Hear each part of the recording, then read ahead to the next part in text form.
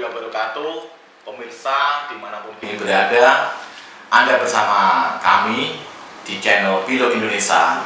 Dan masih saya sebagai moderatornya, Agus Wilawan.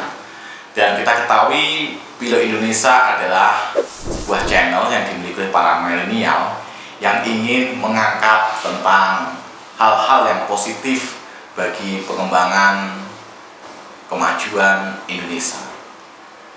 Kemarin kita sudah melihat dari beberapa narasumber, dan untuk hari ini ya saya ditemani oleh narasumber yang paling hebat. Aisyah. Dia juga tampaknya masih milenial ya, gitu. Ya. Bernama Mas Ahmad Sawal.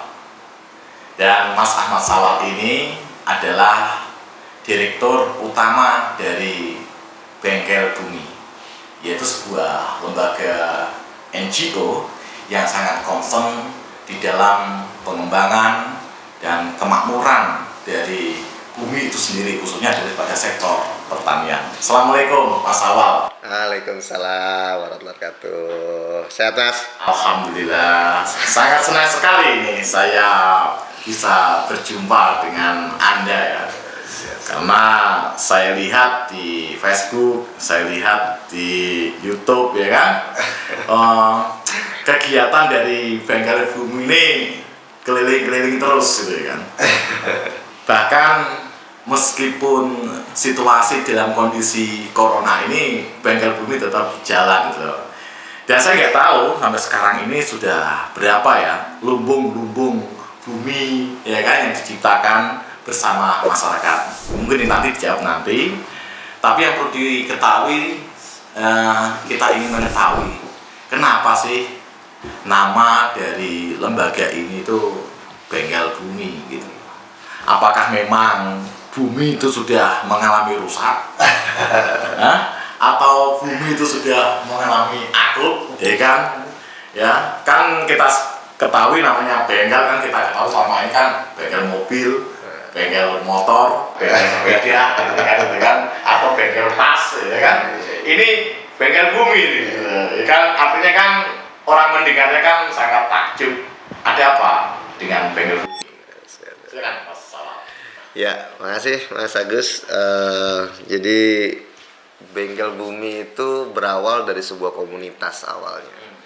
Jadi dari sebuah komunitas terbentuk itu, pendiri pertamanya adalah Mas Hari Abdul Salam gitu kan. Terus kemudian tahun 2015 kami ketemu, kemudian sepakatlah tahun 2016 itu kita membentuk yang namanya PT Ramadan juga waktu itu. Wah, jadi Ramadan kita diskusi kenceng sampai sahur. Ya. Ramadan ini kita ingin mengetahui, mengeksplorasi apa itu Bengkel Bumi gitu. Jadi akhirnya karena makin besarnya teman-teman di bawah, arus bawah ini secara komunitas, maka waktu itu kita sepakat untuk membentuk satu wadah untuk menjembatani teman-teman petani, teman-teman ini untuk bisa bernegosiasi dengan industri. Karena masalah utama di petani itu kalau kita udah bisa mandirikan bibitnya, mandirikan produktivitasnya, pupuknya segala macam, langkah terakhir yang paling dipentingkan sama petani kan mandiri pasar. Nah, ketika mandiri pasar, teman-teman petani ini nggak sanggup, makanya akhirnya kita bentuklah yang namanya PT Bengkel Bumi Mandiri waktu itu. Nah, kenapa sih namanya PT Bengkel Bumi Mandiri? Kenapa nggak ada nama lain apa gitu? Kenapa kok bengkel gitu? Jadi memang kita concernnya adalah tentang bagaimana petani itu back to qadarullahnya lah, bahwa alam ini pada dasarnya sudah diciptakan sama Allah dengan sebuah integrated farming yang luar biasa. Nah, tapi akibat dari tanda kutip kenakalan liar pemikiran manusia yang sok taunya itu gitu, akhirnya malah merusak luar biasa, merusak tatanan integratednya, merusak tatanan buminya, dan bahkan merusak tanah-tanah kita, bahkan merusak sekarang pertanian-pertanian di Indonesia. Nah, dari situlah kami berangkat untuk bagaimana yang rusak-rusak tadi, bumi-bumi yang rusak itu kita bangkitkan, kita balikkan lagi gitu Mas. Nah disitulah makanya kami ajarkan kepada teman-teman petani namanya jamu bumi gitu. Kenapa namanya jamu? Karena kita ingin mengembalikan sesuai dengan qadarullah tradisinya orang Indonesia. Jamu kan minuman. Minuman buat manusia toh. Oh, iya. Ngebengkel buat manusia. Iya. Ada lagi sekarang jamu bumi. Jadi jamu buat bumi. Gitu. Jadi bukan hanya manusia saja, tapi jadi bumi juga butuh jamu juga. Biar itu sehat, dia. biar kuat juga ya. Nah, gitu dia. Karena kita dari Indonesia itu terkenal dari jamu-jamuannya kan. Nah, akhirnya kita buatlah satu ide khusus, kreatif khusus untuk bagaimana namanya itu jamu supaya lebih Indonesia banget lah, gitu. Lebih tradisional banget dan alhamdulillahnya sekarang ini diterima oleh banyak petani di seluruh Indonesia dan saya ngamen itu terakhir kemarin di 652 desa Mas, gitu. Jadi 652 desa ngamen. Kenapa namanya ngamen juga gitu. Itu singkatan Mas. Apa itu singkatan? Ngaji sambil manen. Makanya ngamen gitu. Jadi ada nilai agamanya juga ini ya. Nah, makanya kegiatan kita setiap ke daerah-daerah itu namanya ngaji tani. Namanya Majelis Tani Organik. Nah, di situ kita bedah tentang bagaimana sih Islam mengajarkan tentang pertanian yang selama ini ya mohon maaf ya, hampir ditinggalkan sama petani-petani di Indonesia. Oke, sebelum ke arah kesana, tadi tuh Anda itu kan ngomong bahwa selama ini terjadi kerusakan, ya. Bumi mengalami kerusakan.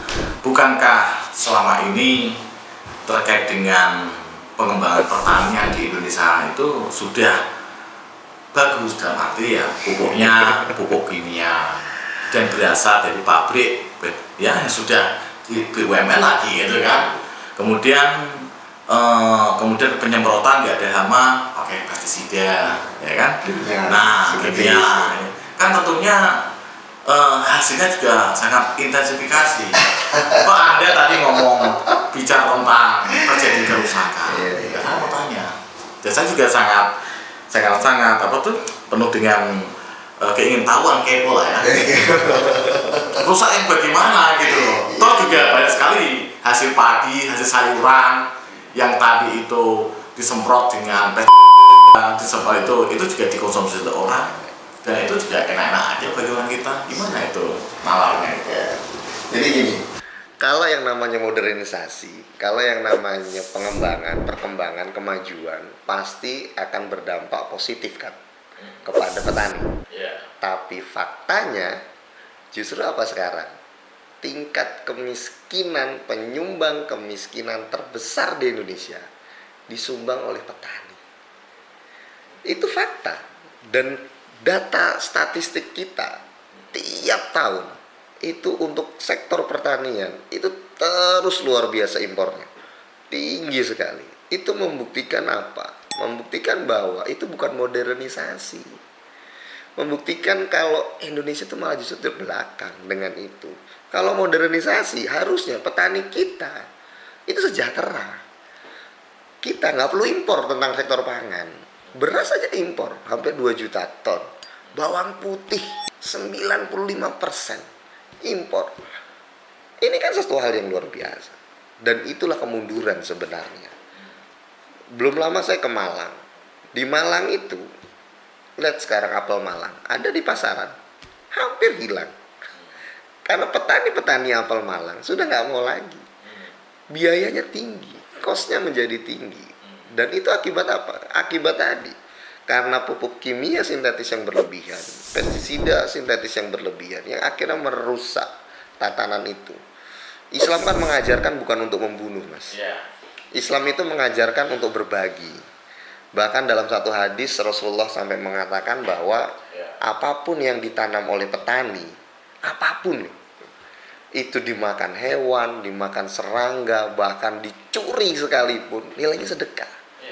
Tapi sekarang akibat para company, komplotan para penipu petani, kami menyebutnya itu, mereka tipu-tipu sama petani ini gitu. Sebenarnya, bukankah dengan apa yang kita lakukan, yang kita ketahui seperti kayak intensifikasi dan lain-lain itu sudah menjadikan kebijakan pemerintah. Dan namanya kebijakan, ya, itu kan tetap melindungi harkat dan martabat, tapi ada mengatakan yang berbeda. Gimana tuh logikanya itu kan? Jadi gini, harkat dan martabat itu harusnya bergerak berdasarkan perintah Allah dan Rasulnya, gitu kan. Nah, masalahnya sekarang nafas pertanian di Indonesia itu nggak ada yang berdasarkan Al-Quran dan Sunnah gitu. Contoh yang paling simpel aja tentang pertanian Islam di Allah di Al-Quran itu menjelaskan bahwa dan tanah yang baik tanamannya tumbuh subur. Tapi apa yang terjadi di kurikulum pertanian kita? Di kurikulum pertanian kita bahkan menjadi undang-undang kita bukan tanah yang baik, tanamannya menjadi subur. Saya mau tanya sekali lagi deh. Bentar, selesai. Saya mau jelasin ayat itu dulu gitu. Nah, jadi tanah yang baik, tanamannya tumbuh subur gitu loh. Nah, di pertanian kita, di kurikulum kita mengajarkannya adalah pupuk yang baik, tanamannya menjadi subur. Yang akhirnya apa? Menjadi kapitalis gaya baru untuk terus jualan pupuk, yang akhirnya petani menjadi korban. Nah, inilah yang terjadi sekarang di Indonesia. Makanya saya bilang tadi komplotan penipu petani. Karena kerjanya tipu-tipu. Tidak sesuai dengan Quran gitu loh. Tidak sesuai dengan Allah yang ajarkan tadi. Gitu. Berdasarkan Anda sebagai bengkel bumi ya, dengan penggunaan namanya, apa sih dampak terhadap tanah itu sendiri yang pertanian? Pasti rusak, Mas. Itu udah pasti. Bukan insya Allah lagi. Itu udah pasti rusak. Terbukti, Mas, sekarang. Di beberapa daerah yang kami kunjungi, itu pertanian udah luar biasa. Tiap tahun penggunaan pupuk kimia selalu meningkat. Bahkan sangat drastis banget. Tahun 90, penggunaan pupuk 1 hektar itu maksimal cuma 5-10 kilo. Itu udah maksimal. Tapi sekarang tahun 2021, apa yang terjadi? Nggak ada itu 5 kilo. Yang ada 500 kilo 1 hektar. Dan itu terjadi. Dan itu kan terus-terusan. Dan bahkan kami sempat datang ke salah satu daerah di Subang sana, di Kerawang. Itu lumpurnya aja, itu udah sedengkul. Itu akibat apa? Itu akibat residu dari pupuk sintetis tadi, amoniaknya yang tidak terurai sehingga akhirnya numpuk semua di situ.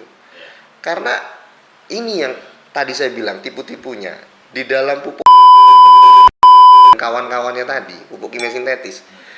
Mereka ya mohon maaf ya, di situ tertulisnya nitrogen 46% gitu. Atau apa gitu. Lah terus yang 54%-nya dikemanain? Apa isinya? Nggak dijelasin. Padahal yang 56%-nya tadi itu kan amonia. Jelas itu amonia. Lah kenapa amonia itu tidak disampaikan? 15. Berarti kan cuma berapa? 45. Sisanya apa? Yang sisanya amonia. Dan itu tidak dijelaskan kepada masyarakat, tidak dijelaskan kepada petani. Dan amonia itu tidak bisa diurai, tidak bisa dimakan oleh tanah kita dan akhirnya meracuni tanah-tanah kita. Nah, disitulah makanya tipu-tipunya mereka gitu. Baik, Mas Awal, terima kasih. Pemirsa, kita sudah mendengarkan apa yang disampaikan oleh Mas Awal tadi. Inilah menjadikan kegelisahan dan menjadikan upaya beliau kenapa harus ada bengkel bumi. Ternyata ada problem besar dalam dunia pertanian kita. Kita lanjut pada season selanjutnya.